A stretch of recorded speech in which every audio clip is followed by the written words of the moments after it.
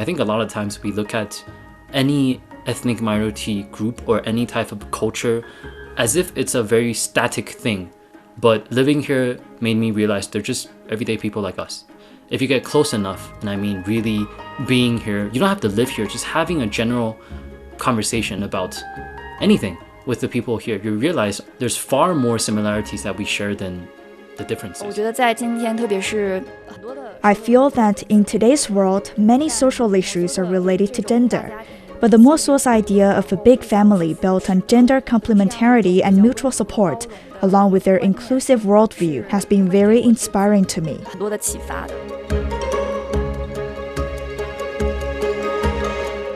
Have you ever heard of the Mosuo?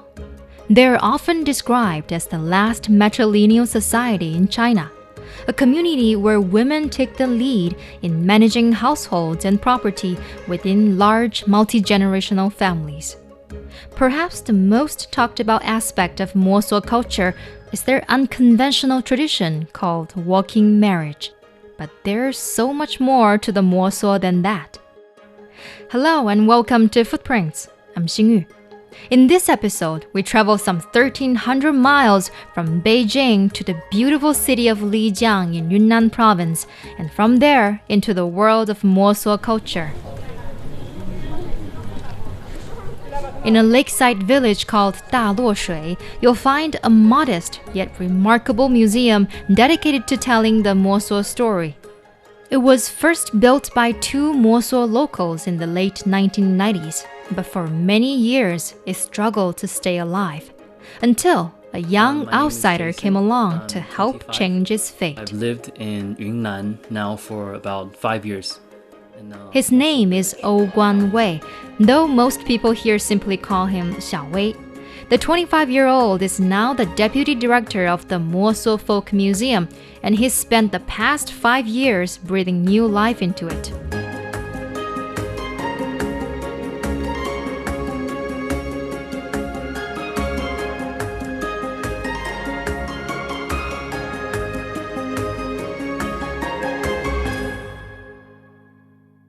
The first time I was there, I'm actually here with my mother. What initially brought Xiao Wei to this tranquil lake area was a trip together with his mom in late 2020. The breathtaking scenery struck him, but so did the long rows of hotels crowding the shoreline. Yet what truly changed everything were the people and their culture. Aside from sightseeing, Xiao Wei had a chance to connect with the local community by volunteering as a teacher at a local primary school. I think it's the very first day that we arrived. We had a very quick meal, and then I started teaching right away. Started teaching basketball, actually, on that specific day, because we were just playing basketball with the kids and the villagers. At the time, my thinking is, I think it would be faster for me to understand the culture, and it would be easier to integrate into their community. And it turned out to be a great choice, actually. Born in Taipei and raised in Shanghai, Xiao Wei didn't grow up with much exposure to rural life. But when he came across Mosuo culture, something just clicked. The Mosuo have lived around Lugu Lake since ancient times, mainly in what is now Yunnan and the neighboring Sichuan province. With a small population of just around 50,000, the Mosuo are best known for their matrilineal traditions. Families are typically large and multi-generational, with several generations living together under one roof. Children take their mother's surname, and family property is typically managed by the eldest woman of the household, then passed down through the female line to daughters. Women hold respected positions in Mosuo society, but that doesn't mean men are marginalized. In fact, there's a clear division of roles within Mosuo families. Women are mainly responsible for cooking, childcare, and household affairs, while men take on heavier work like farming and construction. One of the most distinctive aspects of Mosuo culture is the practice called 走婚 or walking marriage. Unlike conventional marriages that we are familiar with, where a couple lives together under the same roof, in a walking marriage, a man visits his partner at her home during the night and returns to his own family household the next morning. Children born of walking marriages take their mother's surname and grow up in the mother's household. Fathers are still present in their lives, but it's often the mother's brothers who take on a larger role in raising the children. Such relationship is based on mutual affection rather than economic or social status. And just as it begins, when affection fades, a walking marriage simply ends. No legal disputes, no financial entanglements. In fact, these relationships often prove to be quite enduring, partly because they avoid some of the common tensions in traditional families, like tense in-law relations or the everyday frictions of living together. Yet, walking marriages aren't the only family model among the Mosuo. Some couples choose more conventional arrangements, with one partner moving into the other's household. Others may decide to establish a nuclear family of their own, separate from their extended family. As he spent more time teaching at the school, Xiao Wei's curiosity about Mosuo culture grew. He had countless questions, but no one seemed able to answer them all, until he was introduced to someone who could help. One of my students actually popped up and said, "Hey, my father used to have a museum. He would know all the answers to your questions." So we got very intrigued, right, naturally. So we came to this so-called museum. And that turned out to be the Mosuo Folk Museum, founded by two locals, Ruheng Duoji and Wengci Erqing. We talked there for about 4 to 5 hours that day, all the way from 8 p.m. to, I think it was closer to like 1 or 2, towards the point where Director Duoji is almost falling asleep, and we were almost falling asleep. But none of us were finished with the questions, right? Because we had so many questions we want to ask about the culture. After talking with director Duoji, Xiao Wei was particularly touched by the story behind this museum. Back in the 1980s, tourism around Lugu Lake started to take off, and it flourished in the 1990s. At that time, almost every Mosuo household turned to tourism, opening guest houses, inns, or restaurants. The two founders were also part of this wave and enjoyed a comfortable living from it. The lake's beauty and the Mosuo's distinctive traditions drew visitors from across China and beyond. But the influx of tourists also brought outside influences, and with them, misconceptions. Duoji and Erqing noticed that many tour guides knew little about Mosuo culture. Some even fabricated stories to entertain visitors, distorting the truth. That ultimately drove the two young men to do something bold. In their early 20s, they set out to create a place that could protect, preserve, and present the real Mosuo story. So I got curious. Why did he decide to do something and spend 20, 30 something years on it? Like, what's the magic behind this culture, right? Other than this matrilineal tag. So I began to have more conversation with Director Duoji and then eventually Director Erqing, and realizing that the museum started in 1997, but this village only started to have electricity in 1998. I think it kind of fascinates me how much time and effort they put in it. The two directors poured their own savings into building this museum, exchanging their own land for a barren plot. They rode motorcycles and sometimes even boats around Lugu Lake to collect items from local households. In 2001, after years of effort, the humble museum opened its doors to the public, becoming one of the earliest private museums in Yunnan. But survival was never easy. In the years that followed, the museum went through repeated financial crises and was often on the verge of shutting down. Still, the two founders refused to give up. Every bit of money they earned was reinvested into the museum to keep it afloat. When Xiao Wei heard their story, he was about the same age the two directors had been when they first started building the museum. He felt there was something he could do. And initially, it was just a thought. So maybe with the amount of business experience I have, I can do something to help the museum. But I never decided to actually live here or started an entrepreneurship, any kind of program or any kind of project here for the long term. It's not until I actually started living here a month or two, and I realized, oh, operating in a museum or doing culture conversation is actually a lot more complicated than I think. And then I started to think, okay, is this the career path I want to choose? So gradually I made the choice. Before his trip to Lugu Lake, Xiaowei already had a diverse background in business. He studied at a prestigious business school in Boston and later launched several entrepreneurial ventures in the fields of electronic music, sports, community activities, and branding. These experiences gave him much confidence that he could easily generate revenue for the museum. After all, given its location beside the beautiful lake, it shouldn't be short of tourists. In 2022, the museum underwent a major renovation, funded by about 500,000 yuan they had raised. When it reopened, it welcomed visitors with a fresh look. Walking inside feels just like stepping into a Mosuo home built around a central courtyard. At its heart is the grandmother's room, the most important space in a Mosuo household. It's where elderly women and children sleep, and also where the family gathers to have meals, welcome guests, and hold rituals. In other rooms, a wide collection of artifacts are on display, introducing visitors to Mosuo history, family life, folk customs, religion, and more. At the time, to me, it just seems like such an easy business. Just open up and then people will come. I was so wrong. But reality turned out to be far tougher than Xiaowei imagined. During the following Golden Week holiday, one of the busiest travel seasons in China, the museum welcomed just a handful of visitors.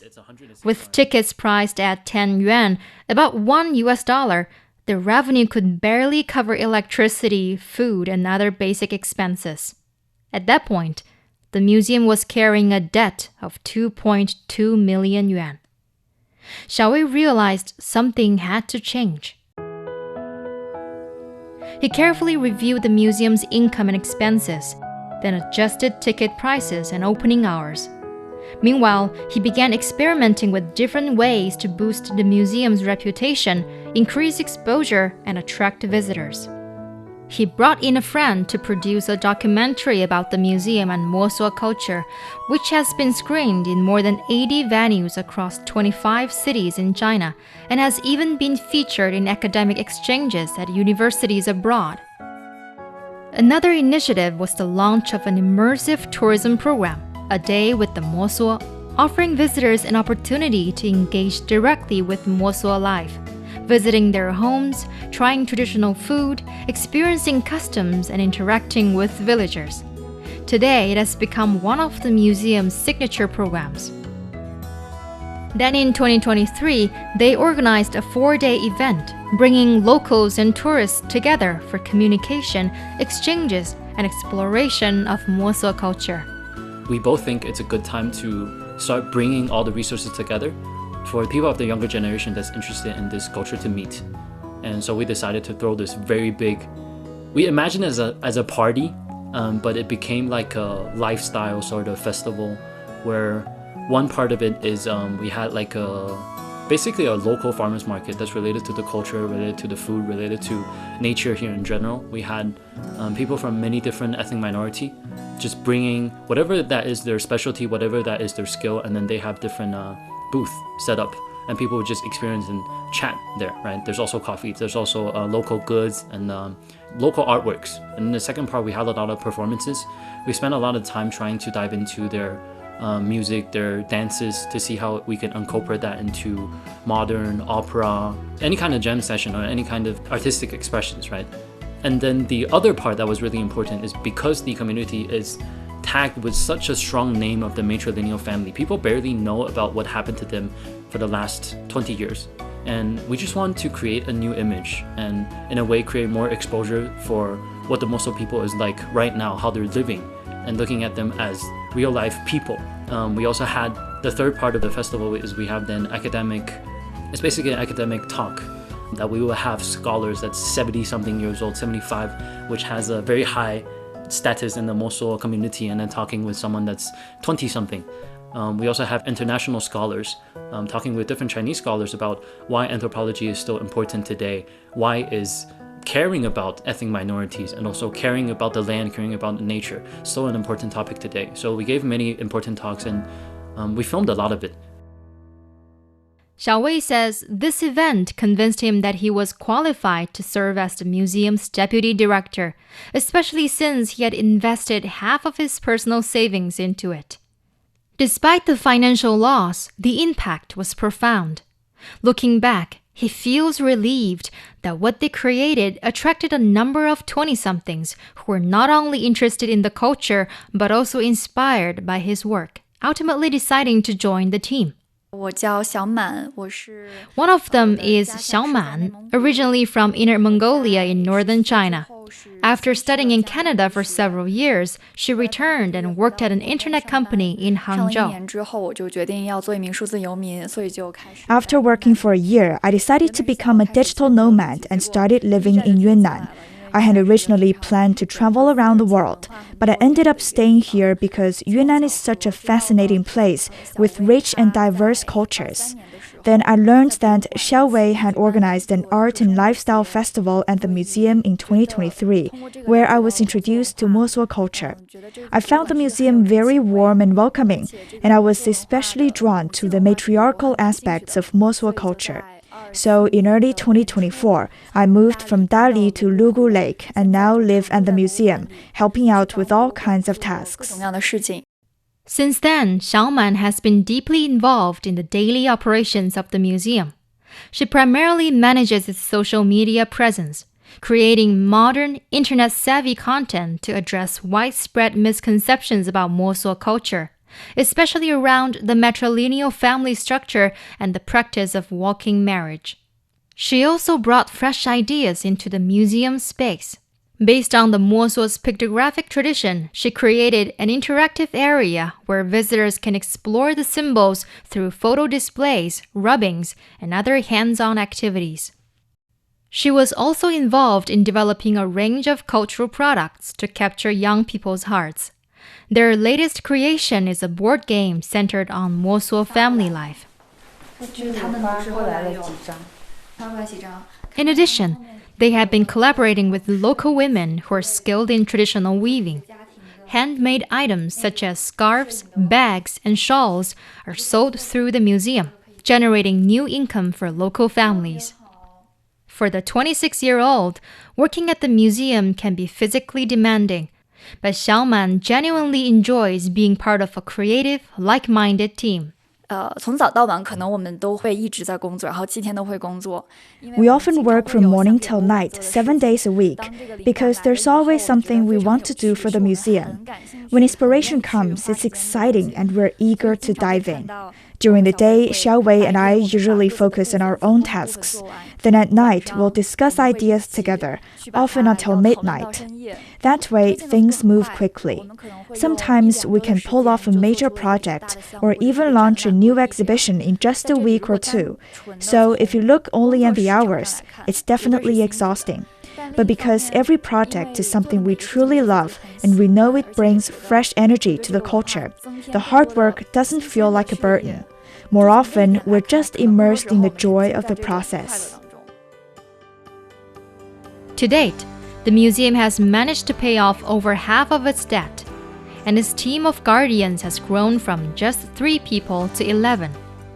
Xiao Wei proudly says it's only a matter of time before the rest of the debt is cleared, and the museum will no longer face the threat of closure. Now we have 3 to 5 different tourist groups coming in, and every day there's in the off-season, more than 100 people coming into the museum, and then during the stronger season, we can have up to 300 to 500 people in the museum every day, which is crazy because our museum is not that big. Everything is great now, and we're expected to clear the debt in another 1.5 years, and that's the estimation, considering even if we stop doing everything starting right at this point, we'll still clear the debt, and from then on, this museum will stay here forever, and it wouldn't ever have to close again. According to Xiao Wei, the museum now houses around 3,000 artifacts. Unlike the painstaking process of collecting items in the past, acquiring new pieces has become much easier thanks to a strong network connecting the Mosuo villagers. We have a group chat with basically every single villager chief in every Mosuo village. So it's just one call away from every village. We would basically just make 30, 50 calls and then asking about whether they have this specific type of jacket that's made from that fabric, and then we would just go buy it. So now it's very easy. Some of the museum's artifacts are also sent on exhibition tours to other institutions, including the Yunnan Provincial Museum, bringing Mosuo culture to audiences beyond Lugu Lake.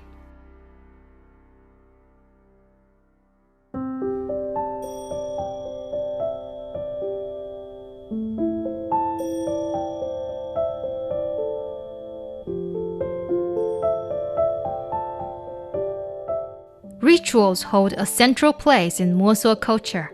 Birth, coming of age, and death are seen as the three most important stages of life. For Xiaowei, when he first arrived, the thing that offered him the closest look at Mosuo culture was through their funeral traditions. And the first thing that surprised me, obviously it wasn't the family pattern because I wasn't that deep into the matrilineal heritage research yet. It was how interconnected the communities are, how they work together. Both the male and the female members of the community are trying to help out during this funeral, right? The female would be cooking and then the male would be chopping down the wood and also talking about how they should do the ritual, and then the woman would also help out with the ritual and talk to different villagers about this specific event. They're basically the main point of communications. And the whole village working together for an elder's funeral at the time and feeling the warmth, it was very interesting to me because at the time, my grandfather actually just passed away not that long ago. So that was the first culture shock, the amount of warmth and connection that I felt during the funeral. For the Mosuo, death is regarded as a passage into the afterlife. To ease the pain of separation for the living and to help guide the soul into the realm of the ancestors, they have developed a set of rituals, including religious chanting, communal feasting, bonfire dances, and a cremation ceremony. Also during the funeral, that struck me the most is the amount of cultural integration they have in the Mosuo community. Funerals also reveal the coexistence of the Mosuo's two major belief systems. Their indigenous Daba religion, which emphasizes reverence for nature and ancestors, and Tibetan Buddhism, which was later introduced to the region and remains influential. The two have lived side by side for centuries, and both play an important role in these rites. It's common to see both Lama and Daba perform rituals at funerals. So everything is very interconnected in the co-working together, and for some of the ritual and dances that they're doing, it's wearing Mosuo clothing, and the other ones are wearing Mongolian clothing because they have also the bloodline from the Mongolian descendants. That's what I find very interesting, because usually when you look at areas with numerous different religion or numerous different bloodline, there's usually a lot of chaos or a lot of conflicts. But here, it's in a harmony. For both Xiaowei and Xiaoman, two young people from outside the village, Mosuo culture has profoundly shaped how they see family and community. Growing up, I barely know my neighbors. And that's the same in Taipei and Shanghai and Boston. We just don't talk to our neighbors, right? We just wish that they wouldn't bother us. But inside the village, you couldn't really choose. If I, per se, today went out a date with a Mosuo girl, like this morning, it wouldn't take until tomorrow for the village to know it. Like, before this afternoon, everyone would be asking me about it on WeChat. It's a very different experience to have your idea of family extend so much beyond just your mother, your father, and your brother, right? Because now it's not even just the museum, it's a whole village, and not even the whole village. It's basically the whole Lugu Lake area and whoever identify themselves as the Mosuo people, which is kind of a weird idea because now everyone has sort of has a say or has something to say about your life, but also at the same time, they care. And I think that's very fascinating, the way I look at family, the way I look at where I would describe as home now, other than just owning a property. When I first came to the museum, what intrigued me most about Mosuo culture was the relationship between its matrilineal traditions and feminism. But I quickly realized that it's not the kind of matriarchal or feminist world that many influencers or articles make it out to be. Instead, it emphasizes complementarity between genders. In a household, both uncles and mothers are equally respected. They each have different roles, and both contribute to the continuity of the extended family.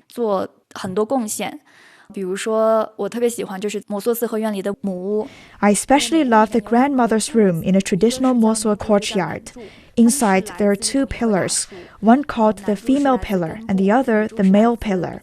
Both come from the same tree. The male pillar is from the roots, and the female pillar from the upper leafy section. This symbolizes that first, all family members share a common ancestry, like branches of the same tree, forming one large household. Second, the female pillar represents women's central role in bearing and nurturing the next generation, allowing the family to flourish like spreading branches. Men, on the other hand, take on the difficult, dangerous, or outdoor work, just like the roots supporting and protecting the family as a whole. Today, the Mosuo people stand at the crossroads of tradition and modernity. On one hand, they continue to preserve their centuries-old traditions, while on the other hand, they adapt and evolve with the times. Xiao Wei notes that this tension between expectation and reality is exactly what defines the Mosuo today. Of course, there's been a lot of interaction from the inside and the outside because of this geographic location. They have this very unique of lifestyle, which is still existing today, right? Throughout the years, there's 22 different festivals that they still have to, or ritual that they still have to do at least inside the house. And there's still big enough rituals where at least 1/5 of them would still gather in one specific festival. That shows something different about their belief system, right? The way that they live. But also at the same time, when people arrive here, they see so many hotels, they see so much modernization, and they even see a lot of the grandmothers on the side of the lake scrolling through TikTok, right? They're like, wait, these people are not the Mosuo people that I know, I read about, and they broke this initial like utopia kind of view about how the Mosuo people should be like, and they're like, oh, why aren't you in a walking marriage? Like, why don't you know about your culture, right? Why aren't you educating your kid this way or that way? And I think it also took us this 5 years of a lot of explanation, a lot of publicity, a lot of positive exposure to really have the public or the mainstream media talk about Mosuo in a different way. They used to talk about Mosuo in a very exotic, like they have this unique type of walking marriage, and all these people, their love is entirely pure because it's not tied to any of their like family belongings, to now where people talk about Mosuo, it's more about how forward thinking they are towards marriage, towards family, how welcoming they are to the outsider, and how it's giving them a different perspective looking into their life.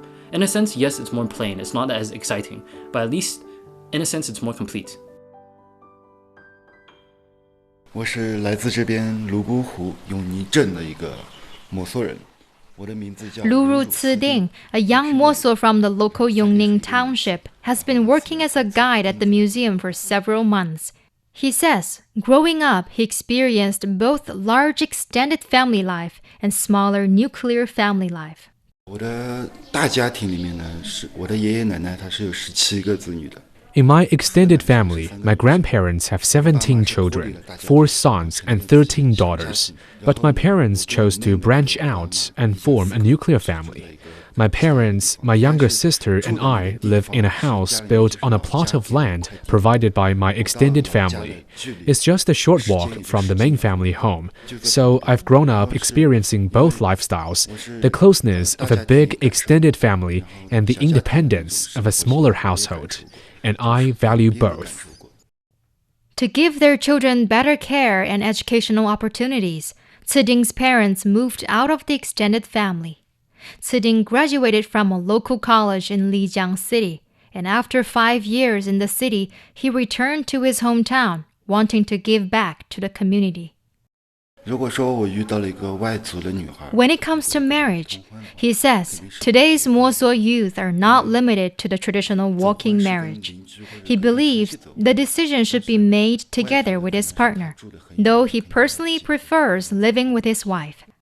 Tsiding adds that he likes working at the museum as it feels just like being in a family. The team supports each other, shares responsibilities, and celebrates Mosuo culture together.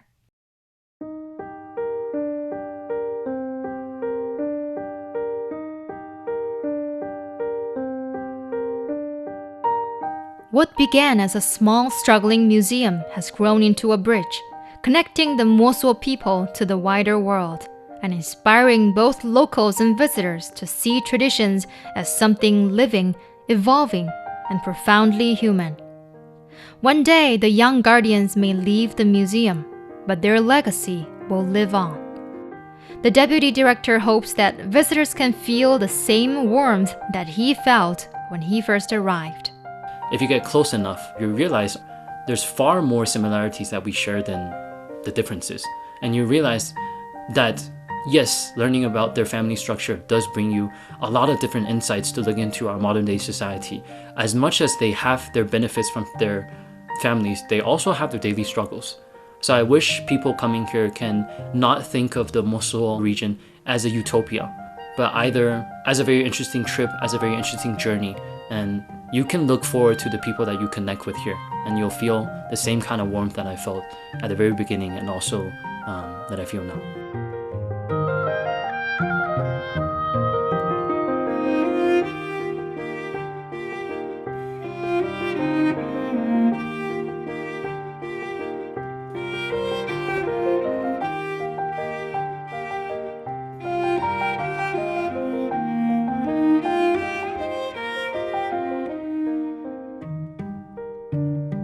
That brings us to the end of today's Footprints. Thank you for listening. If you are interested in hearing more fascinating life stories of people in China, be sure to find us at radio.cgtn.com or on any of your favorite podcast platforms. Just key in Footprints. You can find more stories anytime, anywhere. I'm Xingyu. I'll see you in the next episode. Bye for now.